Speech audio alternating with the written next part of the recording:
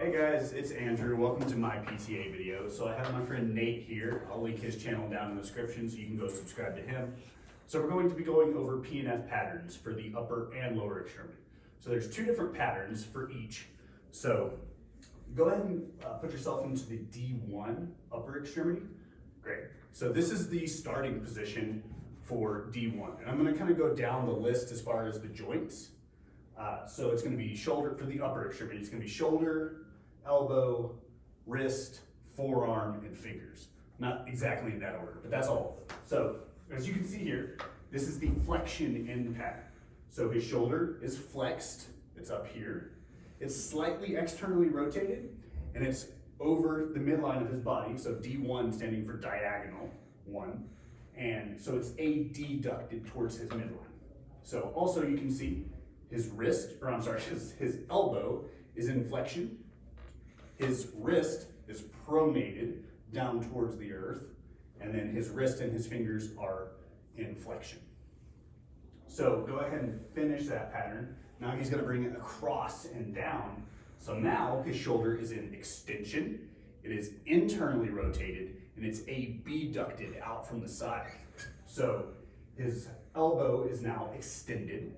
His wrist, he has pronated, and his fingers and wrist are extended.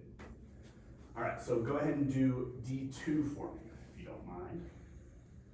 Perfect. So here's the flexion end pattern. So as you can see, his shoulder is in flexion, he's raised it.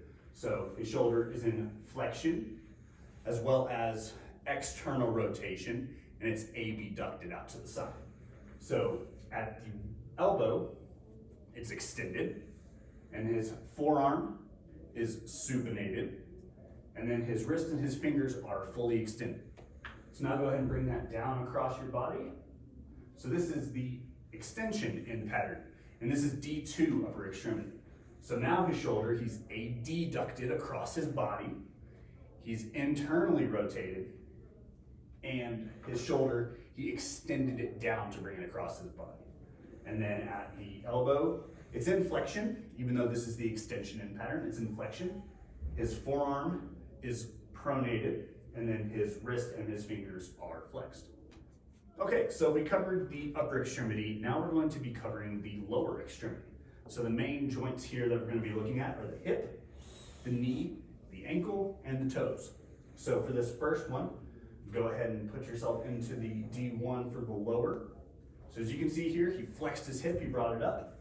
And then from this, he's externally rotating at the hip, and then he's A-B-ducted out to the side. So that's at the hip. His knee is in flexion, his ankle is in dorsiflexion, and it's kind of tough to see, but his toes are brought up, so they're in extension. Okay, so go ahead and do the D1 lower. Perfect. And so now his hip is extended. He brought it out back behind him. It is A-B-ducted out to the side, and it's also slightly internally rotated. So the whole thought process behind these is to basically flip whatever you have in the extension and flexion position. So here his hips extended, A-B-ducted, and internally rotated. The knee is fully extended. The ankle, if you can see, is in plantar flexion, and his toes are also in flexion now. So that's D1. And finally, we'll do D2. You can use me for support if you need to. All right, and so here, now his hip is internally rotated. It is A-B-ducted, and his hip's in flexion.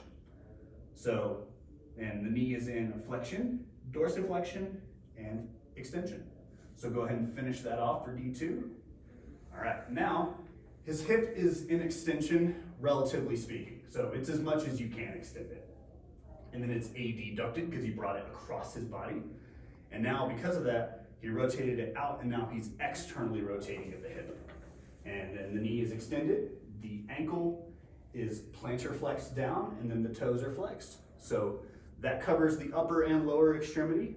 Some reasons why your PT might have you do this is just for strength, coordination, general just mobility and other practical purposes. So if you found this information useful, go ahead and give it a like and subscribe, and I'd love to hear from you in the comments. So thanks.